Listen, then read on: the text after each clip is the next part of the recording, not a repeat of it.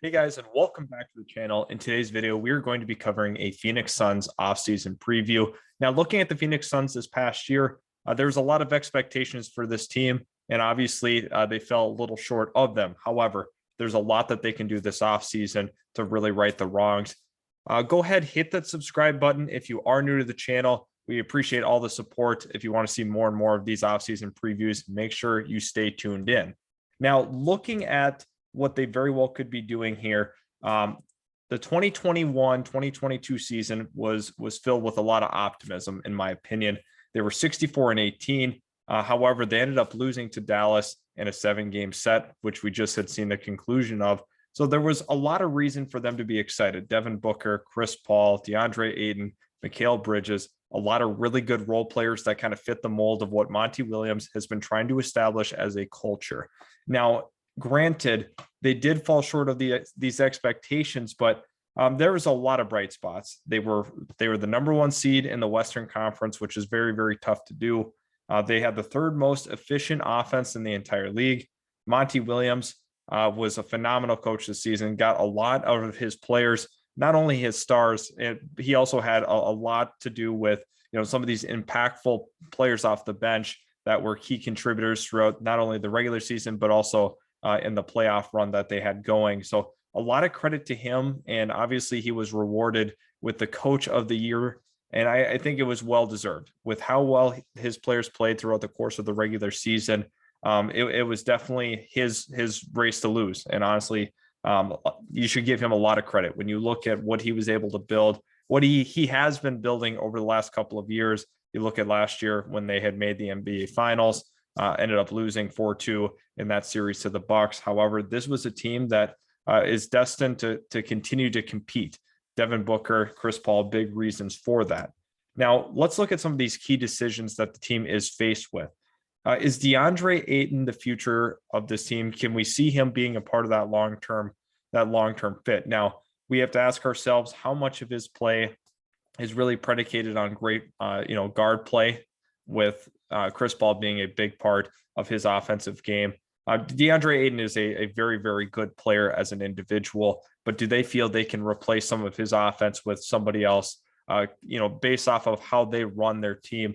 I think it's very possible that they let him go in free agency. I think there's going to be a team that is willing to give him the max, and we'll have to see if Phoenix wants to go ahead and match it, considering it's restricted free agency. But DeAndre Ayton is a player that you definitely can see potentially moving on. I think the Phoenix Suns are going to think long and hard about that decision. He's a big part of this team. Definitely had some struggles a little bit in that postseason, and they needed him to step up big time. And a lot of the players, to be fair, in that final game just did not show up. However, I think DeAndre Ayton leaving the Phoenix Suns is a very real possibility heading into this offseason. There's even people within the Phoenix organization that have some questions potentially about him and his long-term future. I know DeAndre Ayton, there were some reports that he was upset and didn't feel valued by the organization as a whole. So does that play a part in it? Now, the other thing that kind of ties into this is, are they going to bring back JaVale McGee or Bismack Biyombo? Bismack Biyombo had a little bit of a resurgence with this team. JaVale McGee also played a nice role. So two centers that I think that they would like to bring back, but I'm, kind of wondering, what's that going to look like? Are they going to bring both of them back? Are they going to bring one of them back? So let's just say in a hypothetical situation, you could be losing 3 centers in one offseason, which that's definitely going to kind of change some things for this team. They're going to have to be looking at some bigs in free agency. Another thing that they have to consider is, do they want to stay under the luxury tax? Right now, they're sitting at about $19 million under that luxury tax. I don't see this being an organization that's going to go ahead and push into that luxury. However, that's something you have to consider when you're a team as close as Phoenix is. Sometimes you have to go out and pay. At the end of the day, there's going to be some sacrifices made, and maybe it's money, or maybe there's a number of things that they can do to try to get better this offseason. However, I don't know if they're going to be comfortable jumping into that luxury tax. There's not a ton of teams do it. So I think that is something they have to consider. And also the final one, and this is a big question mark for me, is, are you going to go ahead and package some of your role players for another star potentially? I think this is on the table.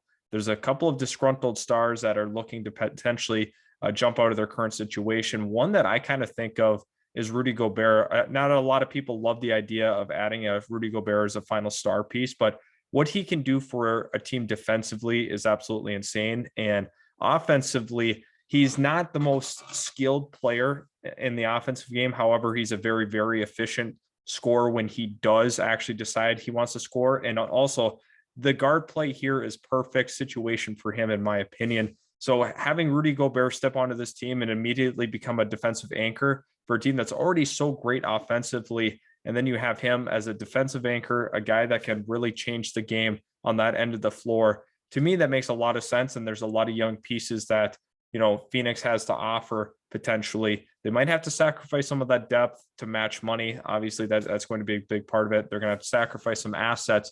However, I think a Rudy Gobert trade would be kind of interesting for this team that's very, very close to that title contention. They were close last year. This year, once again, a lot of people felt that they could win the NBA Finals. Just fell short of those expectations, but Rudy Gobert could be a player that you might want to keep on your radar. Not a lot of people are talking about Phoenix. However, I think that they're going to be exploring that option. They have some matchable contracts to, eventually get to that money. If DeAndre Ayton walks, then I think this is something that we have to be considering as well. So keep that on the radar. NBA draft picks, they have none.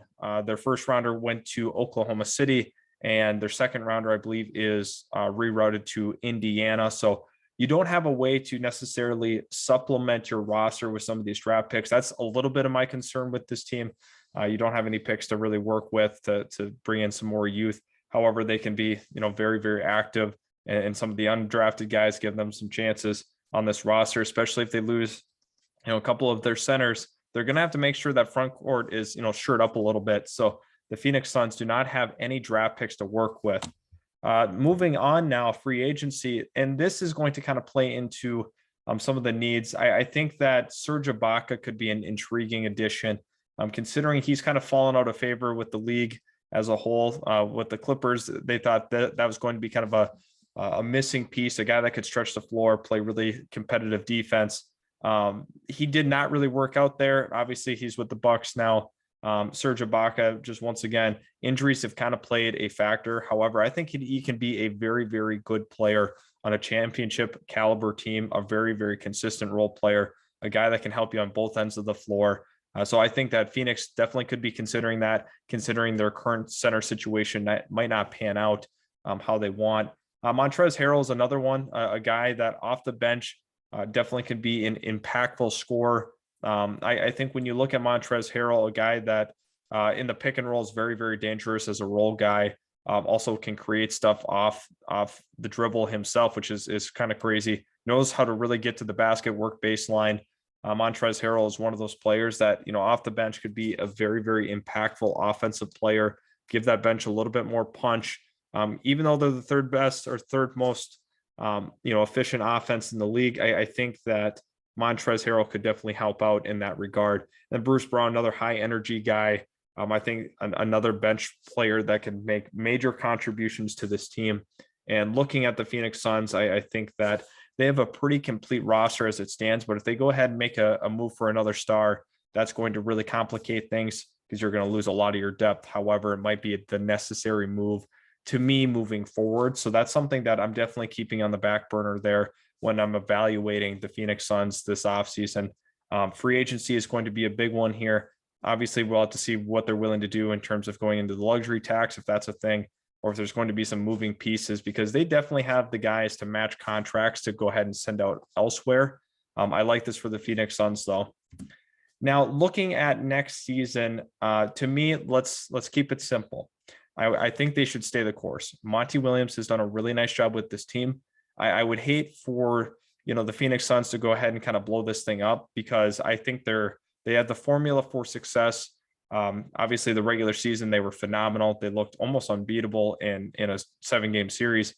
However, Dallas definitely disproved that. But I think you need to definitely stay the course on this one. Let's not get too over dramatic, over drastic with some of the changes, because we know how that goes sometimes. When a team is very, very close and they make all these drastic moves, a lot of times it goes sour. So stay the 'course with this. I think that they're a team that's super close. I definitely do. couple tweaks to the roster and some, potentially maybe bringing in another star could be intriguing. Getting back to the finals should definitely be another goal. I mean, this is a team that has the talent, they have the chemistry, they have the depth, and that brings me down to that final one, which is maintain chemistry. This team is very, very good at playing with each other. I think they have a very well-developed chemistry over the last couple of seasons under Monty Williams. And I think that is something that is very valuable in this league for sure. Continuity with a roster is important to me. I think that constant changes to a roster is good in rebuilding stages. However, once you get closer and closer to that championship contention, whether it's role players, star players, it doesn't matter. I like to see some continuity. And I think that definitely helps when it comes to postseason time. And when these rotations get shortened and stuff, you want to make sure these guys are very, very comfortable playing with each other, heading down the stretch of the season. And then Devin Booker, I think he's got to try to solidify himself as a top 10 player. Obviously, there's a lot of people that are mixed on where they have Devin Booker as a whole. He needs to continue to improve as a playmaker. He's obviously a great scorer, competitive defender. But when I look at Devin Booker, he's really got to work himself into that top 10, because when you are a championship level team, more times than not, you have a top 10 player. So he needs to continue to work and work and work to get himself to that top 10 status. A lot of people have compared him to Kobe Bryant. I mean, he's just not to that point in his career, not really even close. However, he has some of those traits that could make him a champion. So Devin Booker needs to really work himself, become that top 10 level player, get better as a playmaker, getting his teammates more involved is something that I want him to continue to progress in as a player. So looking at the Phoenix Suns here, this is a team that is super close. They have a lot of great pieces. They still have a championship window. Now, this is super pivotal. What they decide to do with DeAndre Ayton, that could completely change the complexion of their outlook.